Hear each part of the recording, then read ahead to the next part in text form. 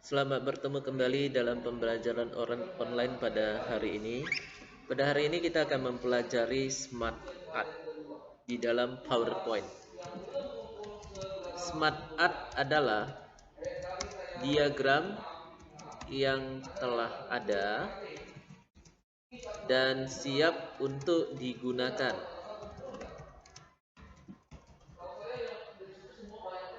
Smart Art dan Shapes harus bisa dibedakan. Kalau shape itu adalah bangun datar atau bangun ruang yang dapat disisipkan ke dalam slide. Nah, jadi di dalam Smart Art itu sebenarnya kita bisa bentuk dari shape. Cuma ya kalau kita bentuk dari shape, maka kita harus membentuknya dari awal ya. Dari awal. Kalau Smart Art itu udah ada. Jadi di sini saya ubah dulu layoutnya menjadi blank. Nah, ini layoutnya sudah saya ubah menjadi blank. Setelah itu buka insert Smart Art. Nah, ini Smart Art-nya. Nah, di sini di sebelah kiri ini adalah kategorinya. Ada all. Kalau all itu berarti menampilkan keseluruhan kategori. Ini ada list. Kemudian kalau saya scroll ke bawah, di sini muncul proses. Lalu ada cycle, hierarchy, relationship, matrix, pyramid, picture, office.com. Kalau list saja yang saya klik, maka di sini yang muncul hanyalah kategori list saja. Kalau ini kategori proses, cycle, hierarchy, relationship, matrix, pyramid, picture, office.com. Nah, sebagai contoh saya ambil di bagian di kategori proses, kemudian saya pilih basic chevron process. Ini diklik. Jadi tiap bentuknya ini ada nama-namanya masing-masing ya. Jadi setelah saya memilih basic chevron process, saya klik OK dulu. Nah, di sini sudah muncul basic chevron prosesnya, tapi saya kecilkan dulu ya karena terlalu besar. Jadi untuk mengecilkannya dari bulatan-bulatannya ini, saya letakkan mouse pointer di bulatan sudut kanan bawah, kemudian klik kiri tahan, lalu saya gerakkan mouse pointer sesuai dengan panahnya itu ya, arah diagonal seperti ini. Kemudian ini saya geser ke sebelah kiri begini. Jadi waktu saya geser, saya letakkan mouse pointer di garis kotaknya ini dalam keadaan tanda panah 4 arah, klik kiri tahan lalu geser seperti ini. Kemudian di sini di teksnya ini bisa diklik, kemudian saya ketikkan dulu input.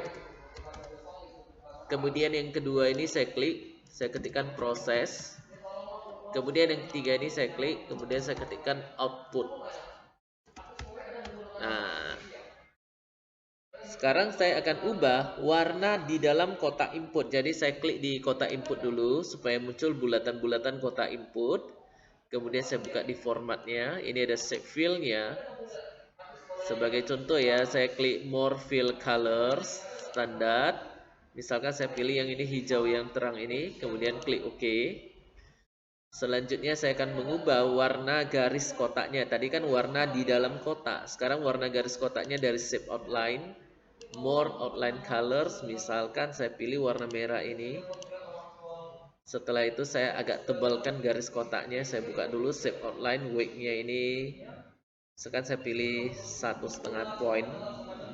Kemudian saya ubah jenis garis kotaknya. Saya buka shape outline, dashes. Misalkan saya pilih yang ini square dot, hasilnya begini. Kemudian untuk mengubah warna tulisan input, ini saya blok dulu tulisan inputnya. Ini saya blokkan. Kemudian buka menu home, ini ada font colornya.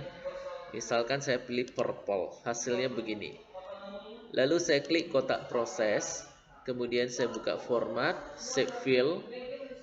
Saya pilih gradient ya, more gradient.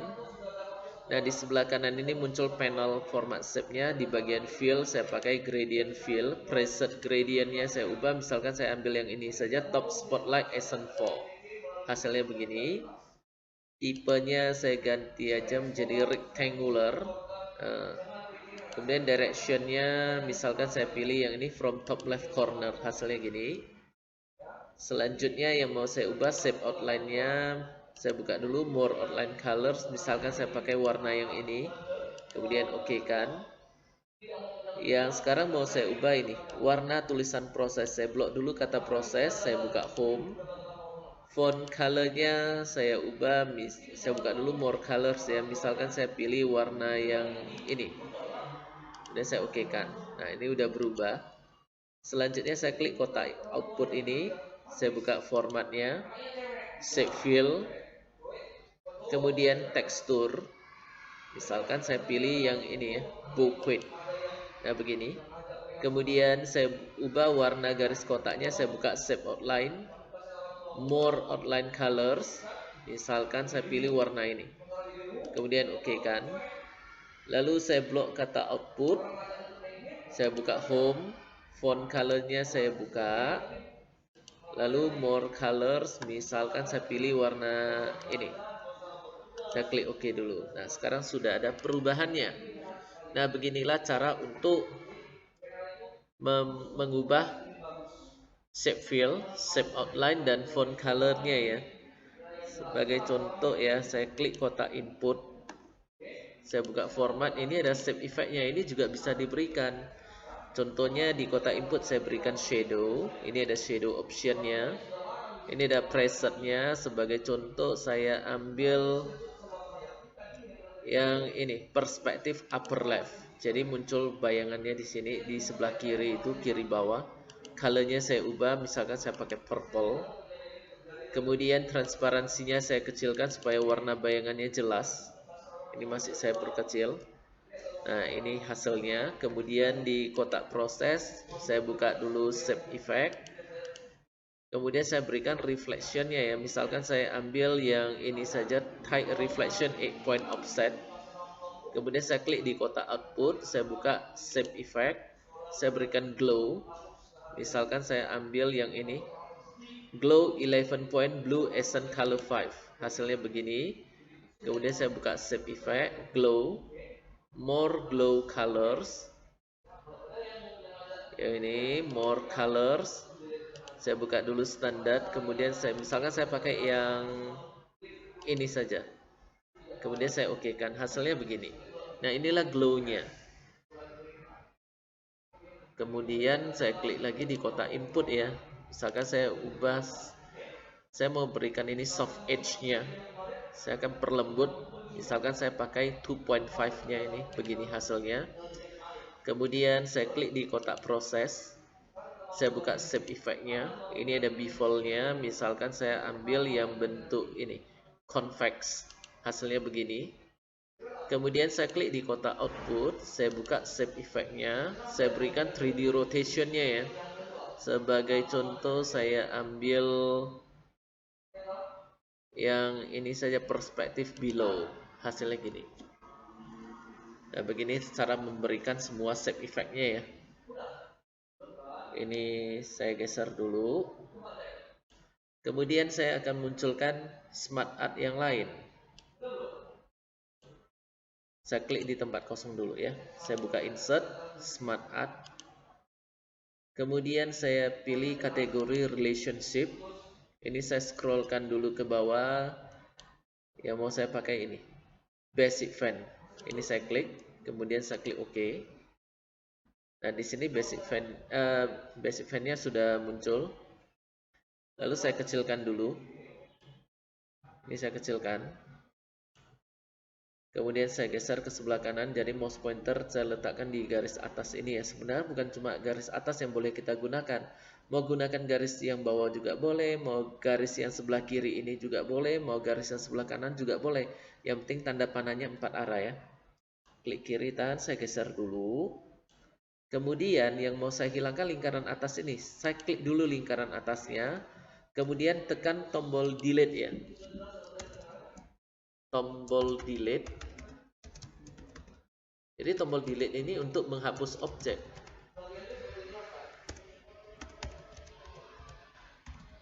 Jadi untuk menghapus objeknya, yang mau saya hapuskan objek lingkaran atas ini. Jadi setelah saya klik, saya tekan aja tombol delete. Nah, sekarang menjadi 2 lingkaran. Yang ini saya klikkan dulu, saya ketikkan huruf A. Kemudian yang ini saya klik, saya ketikkan huruf B. Nah, selanjutnya sekarang saya akan memberikan warna untuk garis lingkaran A. Ini saya klikkan dulu di lingkaran A. Saya buka dulu shape outline-nya, saya berikan misalkan warna merah ini ya. Ini red-nya ini.